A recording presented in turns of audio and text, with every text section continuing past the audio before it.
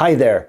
Today, maintaining the hammers and cushions on selected Roland keyboards on a budget. You know how I love a budget. This is only going to be valuable for musicians with the keyboards that I'm listing on the screen now. It includes very popular controllers like the A90 and the A90EX, digital pianos like the RD500 and the RD600, HP and KR series keyboards, and it also includes the XV-88. In a minute, I'm going to show you what I have done to both of my XV-88s, so I don't have to buy new hammers.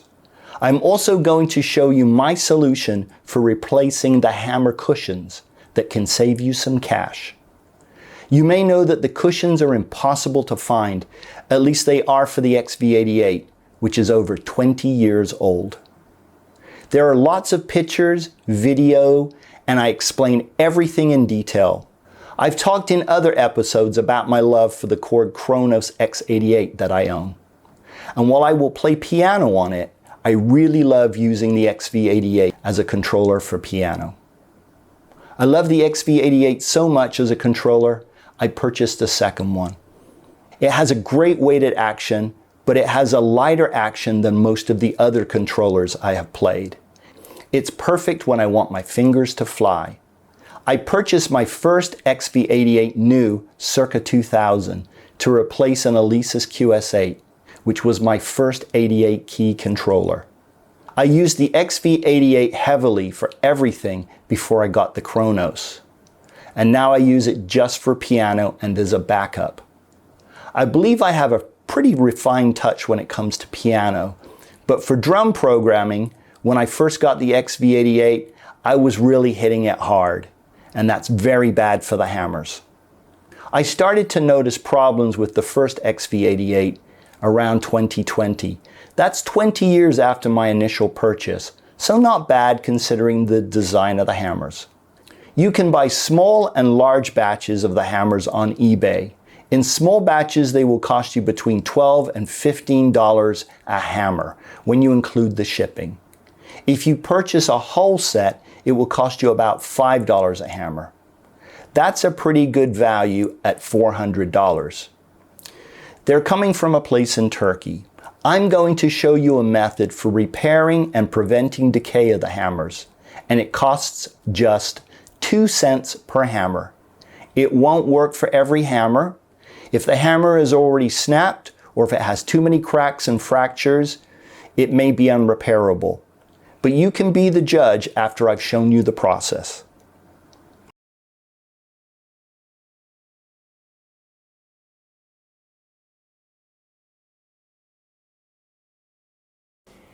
Here are the directions for opening up an XV-88.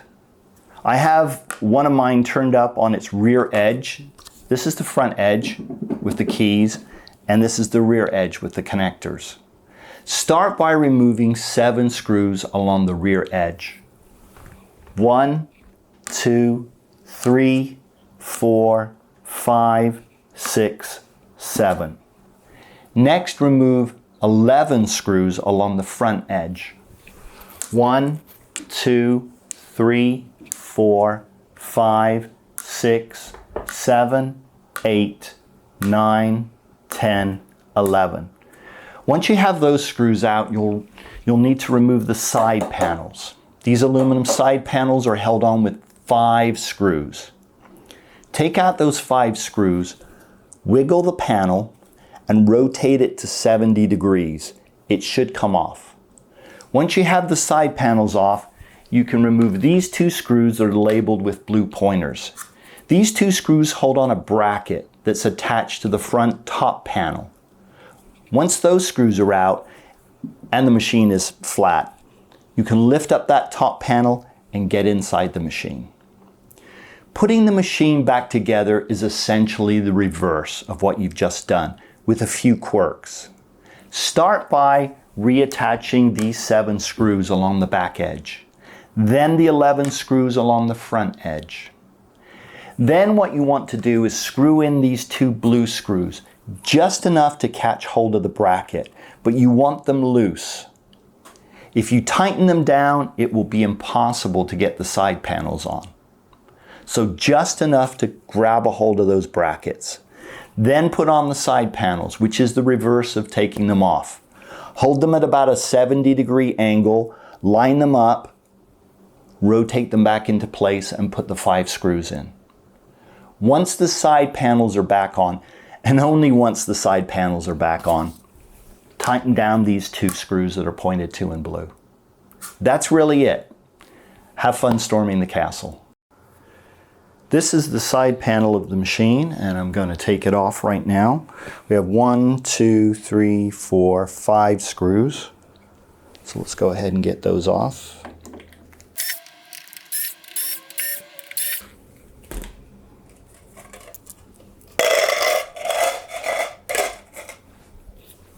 So I'm going to wiggle the panel.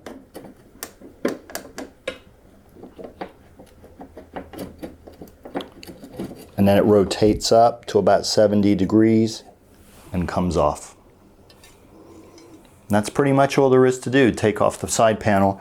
To put it back on, you want to line this stud that's sticking out right here. It's plastic.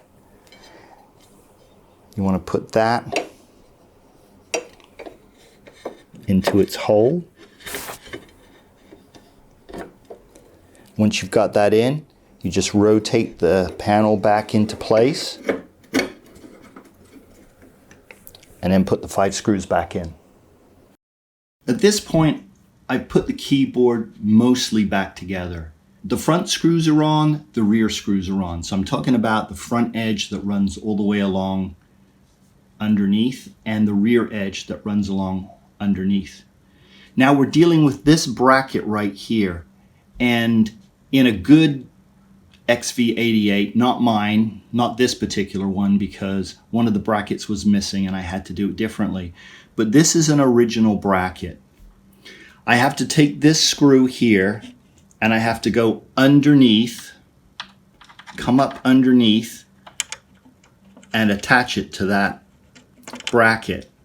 Now, chances are it's not going to be in the right place. If you put the side panels on, you won't be able to have this view and be able to kind of jimmy this around and get it to where you need it so you can get that screw in. So this is the time to do it when you can see in here from the side panel. And I just did this a minute ago with the camera turned off, and now it's a lot harder, but I've got it in there. Good. And now all I got to do is tighten it down. So make sure you don't put the side panels on until you put in these screws that we originally called the blue screws, because we had post-it pads pointing to them on the bottom when I was showing you how to take the machine apart. So here's a pretty good picture of the keyboard, and I've taken off a few keys, and I want to show you how to take off the keys. I actually broke the first key I took off, and the reason why I did it is I was trying to adjust my fingers for the angle of the camera, and I broke the key. So that's on me. I've got to buy a new one. But what I'm going to do is put my finger on the back between these 2 pegs. I'm going to put the screwdriver here, and as the screwdriver works the pegs apart, I'm going to put my finger in there and pull it apart a little bit with my fingers, and that helps it come off. I just put them in a bucket. The black keys come off exactly the same way. Put my finger in there. Just for completeness, I wanted to show you this. This is a set of needle nose pliers. This is actually how the service manual tells you to remove a key. So you would take the needle nose pliers and put them in between here, and then I could put my finger on the back and split it apart, and then it would come off. That is an option for you to consider to use. It does work pretty well. So now you know, needle nose pliers. It's time to remove the hammer weights. So removing the hammer weights is a pretty easy process. These longer ones here on the top, these are the black keys. The shorter ones are the white keys. So let's remove a black key hammer weight. So I'm just going to grab it here, and it's kind of moving it a half moon structure. It kind of comes up, and then to put it back in, it goes in exactly the same way. Goes towards the front here, and goes back down and sits right there. This is where the key presses upon it to make it go up, the hammer weight, and then when you let go of the key, the hammer weight drops back down. Now, let me pull one of these out and put it up to the camera, and hopefully, if it's focusing on this, you can see there's two little pegs on either side. These two little pegs are going in a groove that runs the entire length of the keyboard here. So when I put this back in, it just goes back in the same way it came out, half moon shape, goes back into that groove. I'm going to show you me inserting a black hammer and a white hammer again, a slightly different view. This is a black hammer. So it's going to go through the larger opening, thread through that front part right there, set it on the cushion, make sure it goes in the tab.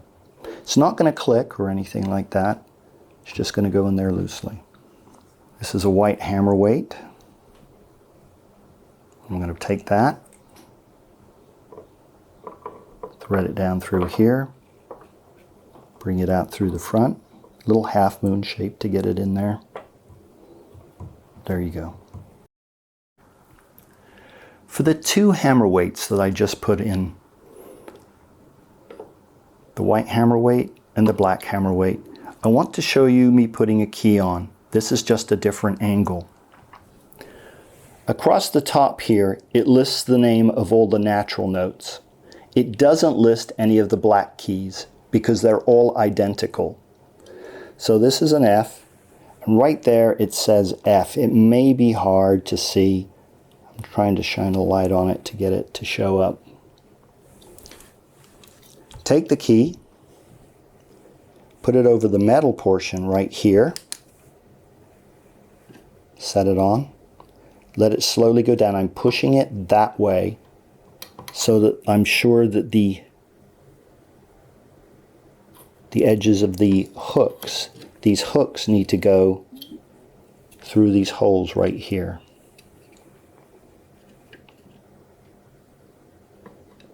And I can just let it rest on the top. To lock it in place, I just press it with my finger, and it's good. For the black key, it's a little bit different. You want to put it over this metal thing, so it's restricted this in this direction. Let it go down, let it rest there, and now they're both on. The trick to really getting the black keys done quickly is do all the white keys first, and then you'll just press the black keys in. To remove the highest and lowest white keys, you'll need to remove the front piece of trim. There's one screw on the inside on either end. This is the aftertouch board, and it goes under this top felt here, which stops the black keys but also has the aftertouch sensor underneath it. We need to take that out, and we need to be very careful because this metallic surface here is conductive. So you absolutely want to make sure the machine is off. So let's go ahead and take those two screws out here. There's one on either side. Now, we could just release this connector and release this connector and lift it up, but I hate these kind of friction connectors that they have. I never have very good luck getting them back in. So I'm going to undo this.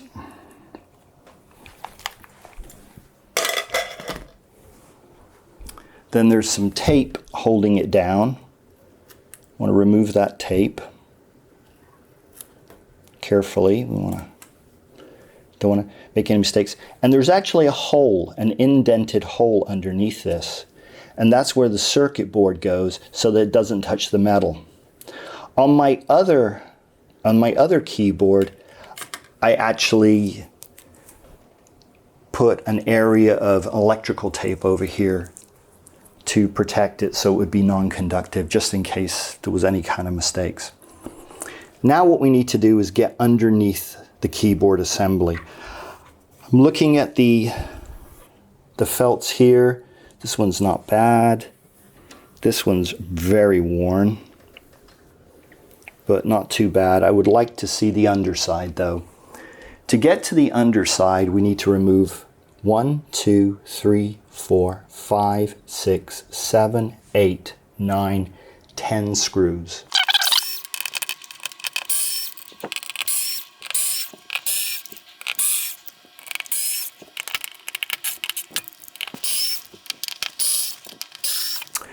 Okay, I'm going to tilt up the camera just for a moment here. I want you to see the entire length of the keyboard and show you where all those screws came from, because I realize you might not have been able to see right here. 2 screws here, 3rd one here, 4th one, 5th one, 6th one, 7th one, 8th one, and then 9 and 10. And that's all the screws on the back panel.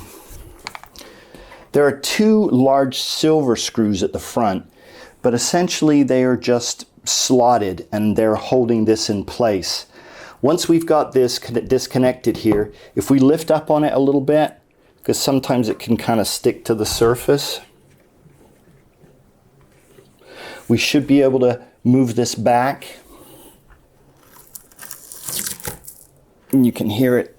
You may be able to hear that glue kind of, I think they put a little layer of glue on it.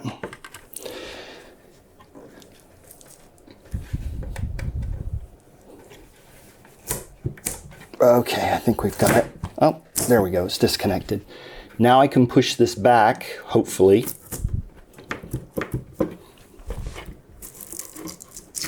There we go. And now this is the keyboard assembly, it's free. And I'm guessing this entire keyboard assembly here goes in lots of, or went in lots of different Roland instruments. And then the aftertouch, if it used aftertouch. And then these 2 ribbon cables here just went to the electronics, whatever they were, RD500, RD600. Now we can get underneath. Now these 2 ribbon cables go and they connect under here. I don't want to disconnect them. Once again, very unlucky with disconnecting cables like this.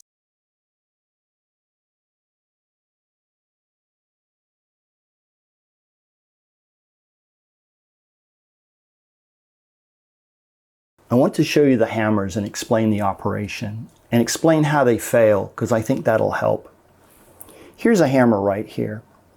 Now this is a black key hammer. It has a long front end and a short rear end, as opposed to this one here, which is a white key, which has a short front end and a long rear end.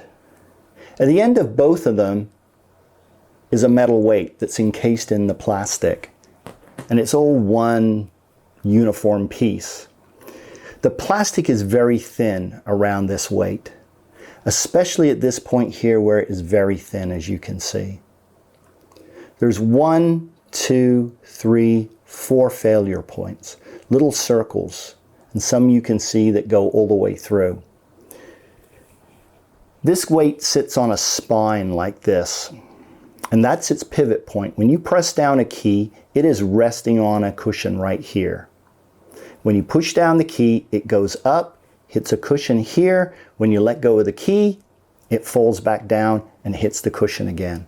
That up and down motion, and this not being a very solid structure, just leads to it eventually failing.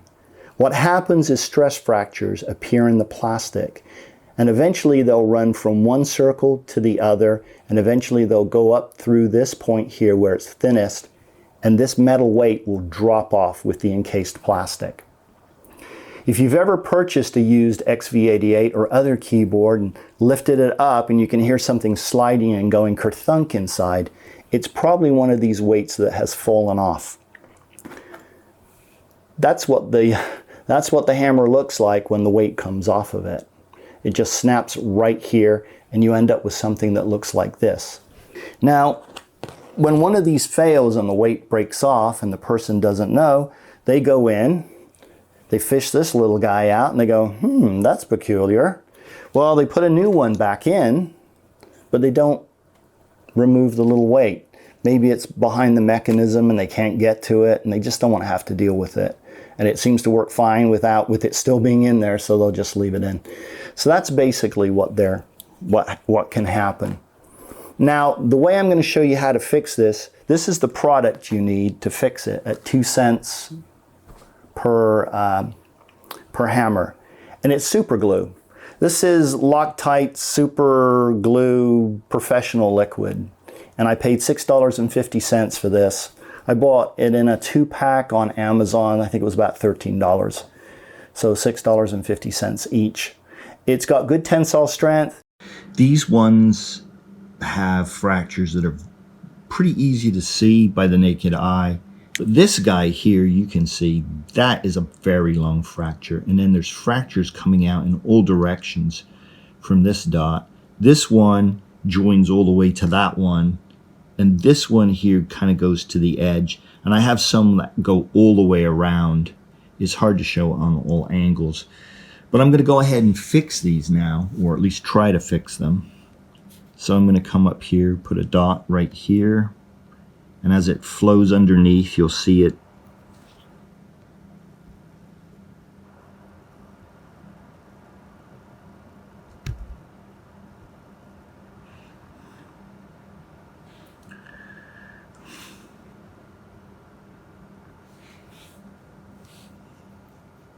Of course, I get a phone call while I'm doing this. So I'm going to put this here on this edge and allow it to seep underneath. And as it seeps underneath, you'll see it turn gray. If it doesn't have a lot of stress fractures, it won't seep underneath very quickly because there's not a lot of space for it. But once it starts to get these stress fractures, it seeps underneath very easily. And you want the glue to essentially join together from the top layer to the bottom layer. So I'm using our 4 points of entry, which are this little dot, this circle, this circle, this circle. You can see how that's really flowed underneath. Stress fractures are highly visible now. Now by the naked eye they're hard to see, but on the video they're very easy to see. Let's take a look at this one. This one has one that goes all the way around the back and goes to the other side. And this portion here is going to drop off. So let's see if we can go in here.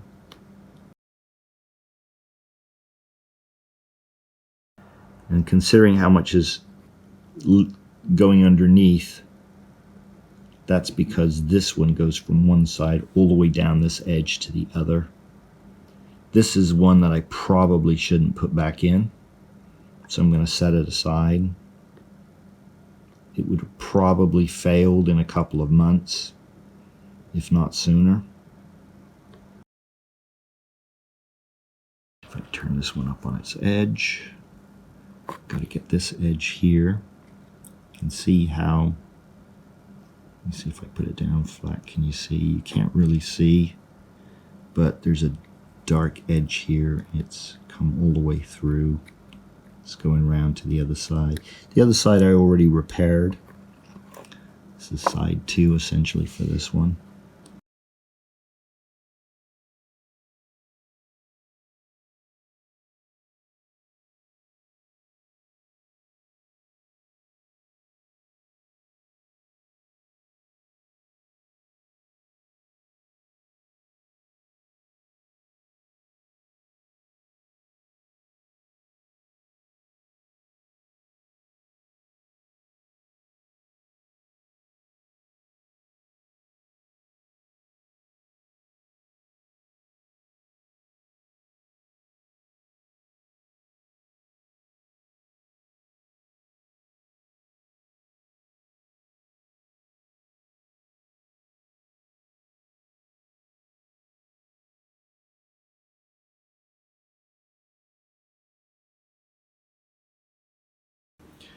When I play this note here, it's got good felt underneath when the hammer hits it. When I play this one here, you can hear that's a different tone and it's just louder. Okay, so let's take a look at that and see what's going on in here. There's the hammer right there moving upward as I press the key down. And then it's landing back on this felt right here, down here. Now when it's going upwards, it's hitting felt that's below this felt right here on the other side.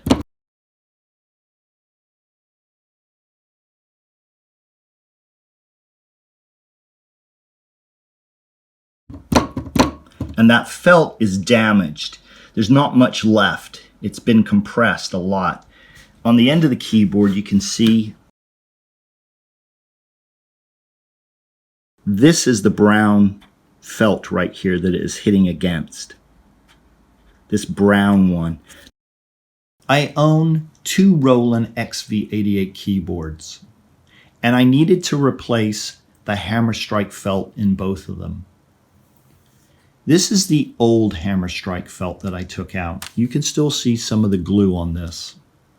It's got 2 layers, a very thick brown layer and a thinner white layer.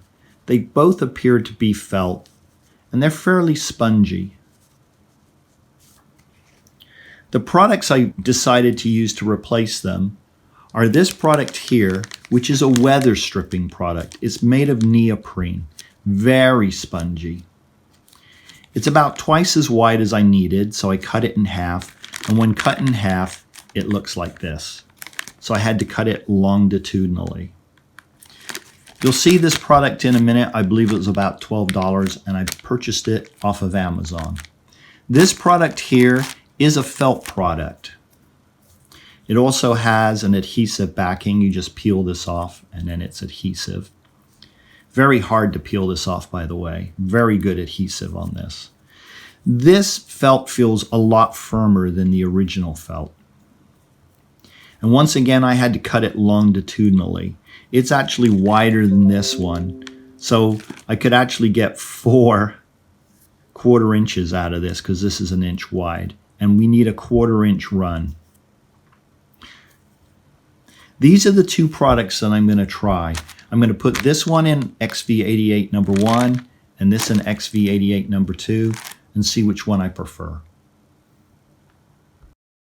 Here is the underside of the keyboard assembly. I have already removed the old brown hammer strike cushion. The beige cushion you see is the key hook rest cushion. You can see some remnants of the old brown hammer strike cushion. I used a screwdriver with a 1/4 inch blade to get the main portion of the cushion out. I also used it to scrape away the remaining scraps. Here is a relatively clean channel ready for the cushion. You can see that some of the finish came off, but it'll be fine. Here is a picture with the white cushion in place. With experience, this is how I did it.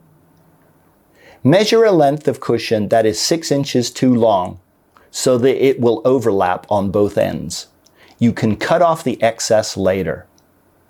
Peel off a few inches of the backing and stick it in place. Insert a few more inches into the channel, and while you press on the cushion, carefully pull off the tape. You'll do it in a lateral motion. As you work, the non-attached portion of the tape will become longer and you can stuff more cushion into the channel. Before you pull off the tape backing, work slowly and constantly add pressure to the length of cushion that is already adhered inside the channel.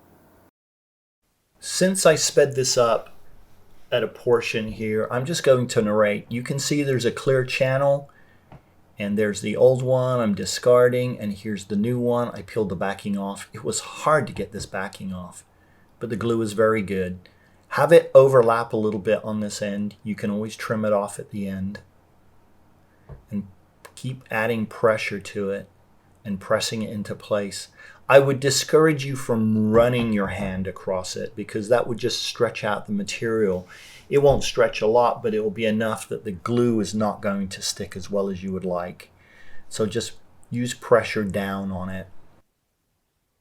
So here I've sped it up. What you want to do is force it into the channel and keep the tape, the backing, at the same angle, and then pull it. You see me pulling it laterally there.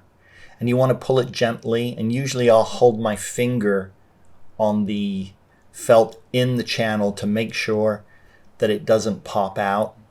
If you hold it down too hard, the tape will tear, and in a minute I do that.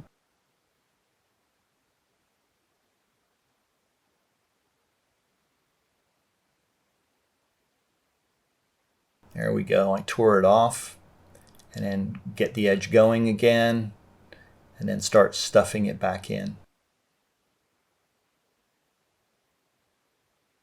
Part of the difficulty here is making sure that you're adhering it to the back, the actual bottom of the channel, and not those hollow edges there that you see coming up. You want to make sure you're pushing it all the way down into that channel. And you can see I go all the way back down to where I started every once in a while to make sure that there's lots of pressure applied to this to keep it where I want it to be. It's kind of nerve-wracking. I sped this up 800%. The entire installation took about 25 minutes. When I get to the end here, it's going to overlap the end by about 2 or 3 inches. When you're cutting it off, you need to be very careful because the aftertouch board is there along with the little cable that goes under that top felt.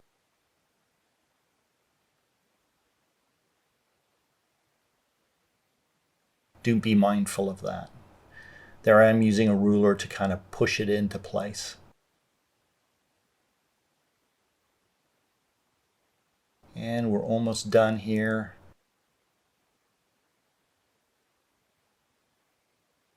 It's time to reattach the aftertouch board. So I did create some insulation around the hole where it was before, just some electrical tape. I'm going to get in here. There's 2 small brass colored screws that I'm going to put in.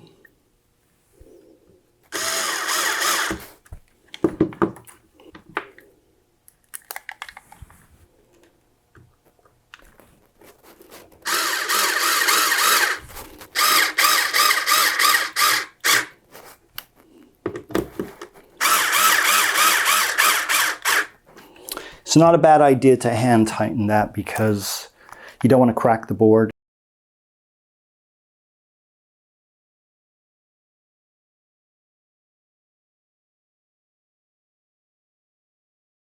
You may have noticed when I opened this that there's a bracket missing. There is a bracket right here. And this is for when the top is lowered. On the other side, let's take a look over there. Try not to pan too quickly.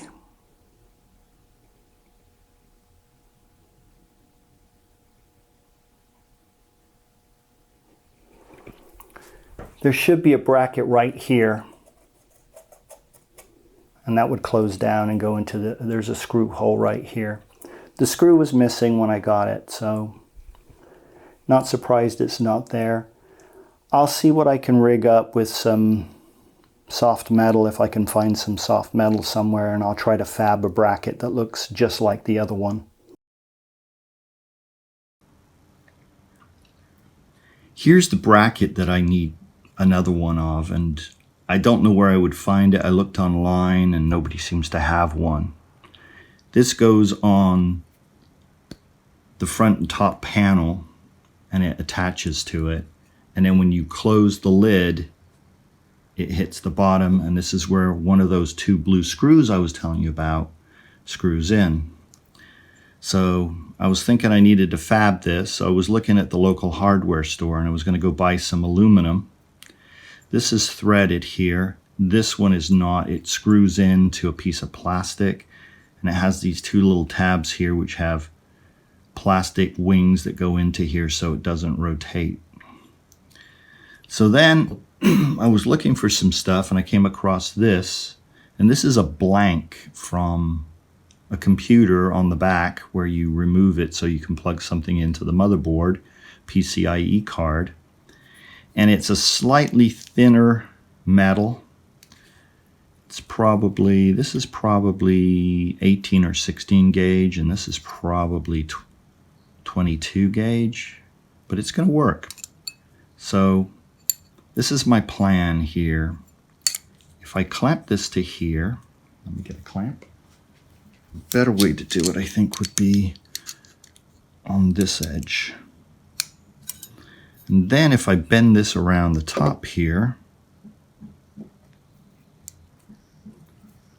now I essentially have the same shape. I just need to cut it off there. I might be able to cut it with tin snips.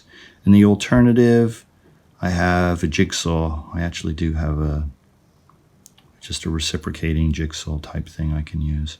So I think that might work. As far as attaching it to the bottom, this is a threaded screw hole here, and I'm not going to be able to do that.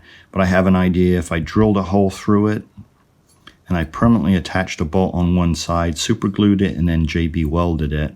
I don't have a welder, so I can't weld it. And then maybe on the bottom side of the keyboard case, I could use a butterfly. Here's the original bracket in all its glory. And here's the one I've created. It's not perfect, it needs a little bit more work. I was able to cut it with tin snips, so that was kind of handy. And I think it'll work just fine. Here's the bracket again. Got the screw going through the hole. I super glued it and I put JB weld on it. It's only been about 3 hours, so I need to give it at least 4 hours for the JB weld to dry, and then I'll give it overnight to cure before I actually try reattaching it and using it. Here's the bracket. It's now connected to the left side of the keyboard.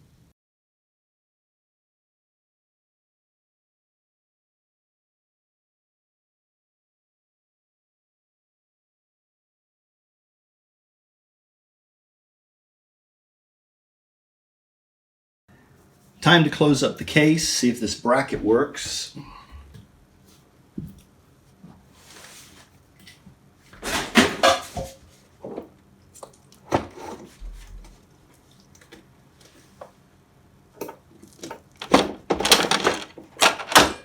Like a glove. This is XV-88 number 1. Along this edge here, there is a thin strip of felt. This felt stops the key from hitting the metal here. It dampens the sound as it returns to its upright position.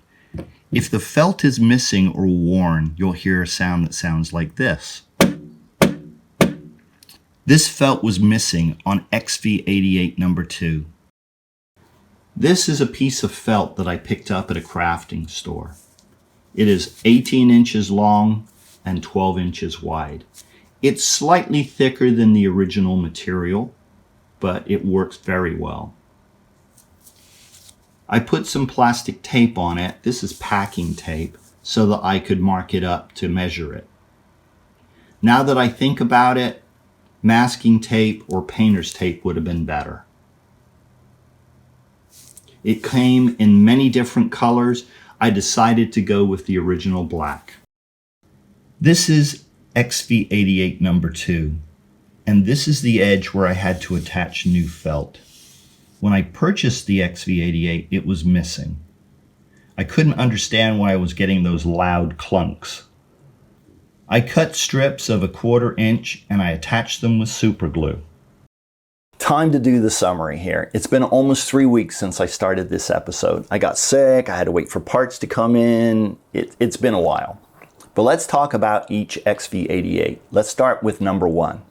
Took it apart, took off the keys, took out the hammer weights.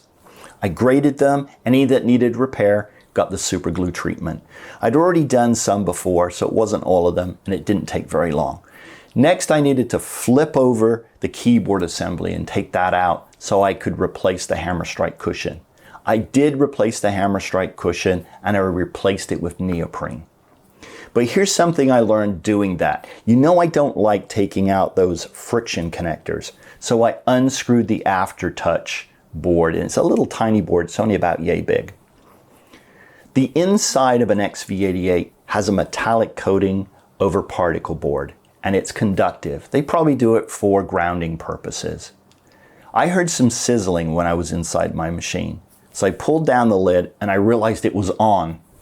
I just told you to turn it off. I need to follow my own instructions, obviously. So I looked at the display and it was scrambled, and I thought, oh no, I've killed it. So I turned it off, turned it back on, and it was fine. It played and everything was fine. But then I heard the sizzling again when I lifted up the lid. It was the aftertouch board touching that metallic surface. Just be aware of that. You know, I put a bunch of electrical tape in there to insulate it. It's kind of over the top, but I just did it because I could, and I was in there. I put the machine back together, and that's all I really did on XV-88 number 1. XV-88 number 2. I purchased it March 22nd, 2022. I paid $389 plus tax for a total of $424.50. That isn't a very good deal. It was hard to tell from the pictures what kind of shape it was in. It looked in really good shape, and the front panel is immaculate. It looks brand new, as good as my other unit.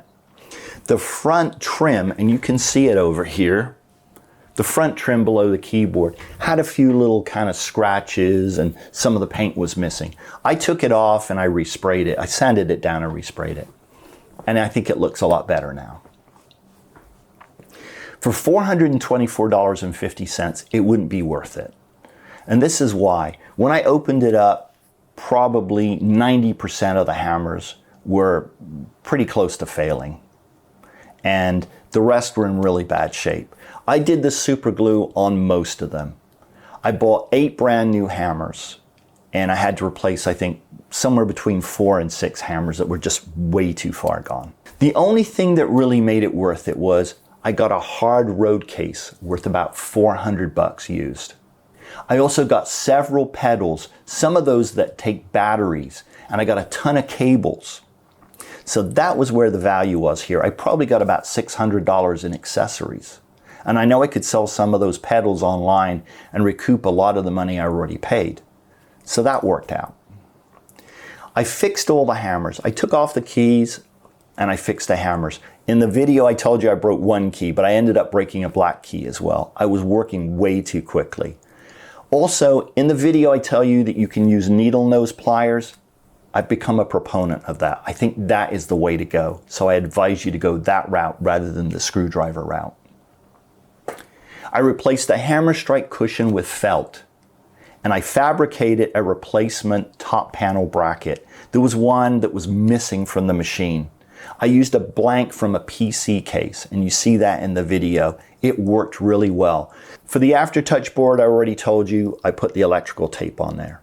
The last thing I did was the key felt, and this isn't a cushion. You know, I did replace the cushion in there with the felt. I think I said that already, but if I didn't, you know I did that. But I used felt there, and I used neoprene in number 1. The felt, for the key felt, they call it, goes on the underside of the top panel that you load lower down. This is the surface right here. Let me see if that's visible to you good. And then the key would be right here. As the key comes back up, it can hit the underside of this. If the felt isn't there, this is metal, and you get a kind of a clunking sound. And I talk about that in the video. I want to make that very clear here, because you might think that it's a cushion problem when it's really that the felt is missing. Now, I could understand it being worn. It was completely missing from XV-88 number 2. You saw the square of felt that I purchased in the craft shop. I cut it in strips of 1/4 inch, very thin felt. I wish I'd cut it in 1/2 inch strips, and I think I did an overlay in text, but if you didn't read the text, now you know. I think 1/2 inch is probably the spec that they used, and that would help a lot, and it makes the unit so much nicer to play. Lastly, let's talk about neoprene versus felt? Which way should you go? On a scale of 1 to 100, I would rate the neoprene about a 70. I would rate the felt about an 88, at least the felt that I have. The felt is so much better, and this is why. When the hammer goes up, it hits the hammer strike cushion. If it's made out of neoprene is really spongy. It's almost like an elastic band. When it hits it, it absorbs some of the energy, but some of the energy it pushes back into the hammer and makes the hammer fly back. It's like shooting a gun and having recoil. And you feel that in your fingers. Not so much when you're playing P, but when you're playing F, you definitely feel it. When I dig into the keyboard, I can feel those hammers hitting the neoprene and bouncing back. So I definitely recommend going with the felt. When the hammers hit the felt really absorbs the energy, and it's not spongy enough to throw back the hammer. So that is the way to go. One last thing, you may have noticed that when I was putting in some of the hammers in the other machine, that they had some black stuff on them. I've been experimenting with putting JB Weld around this portion here.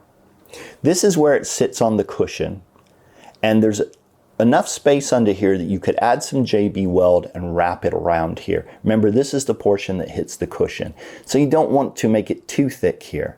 But with some JB Weld put on here in an expeditious way, you could probably strengthen it even more than just with super glue. The reason why this one is out is after I put XV-88 number 2 back together again, one of the keys sunk down to about a halfway position. That's an indication that the hammer has broken off. So if this had JB Weld on it and it was so good, why did it break? Well, some of the JB Weld was missing. Also, I tried a whole bunch of different ideas on this, and so there's several different versions of these with JB Weld in them. This one here, I put JB Weld on it and then I sanded it down significantly. And I think I just took away too much of the structure and it just wasn't solid anymore.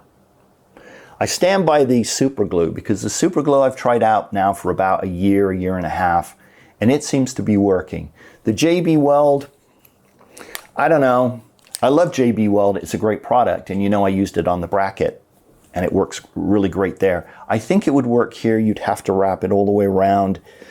It's a little difficult to work with. The super glue just kind of runs in and it just kind of fills in the holes and it works great. The JB Weld, you need to kind of put it on and you need to sand it down to some degree. Otherwise, you're not going to be able to get the hammer back through those two little slots there. Anyway, that's really it. This video is way too long, but it's a lot of information I think people will find helpful. Hopefully I haven't wasted your time. Take care, and I'll be back in another video soon.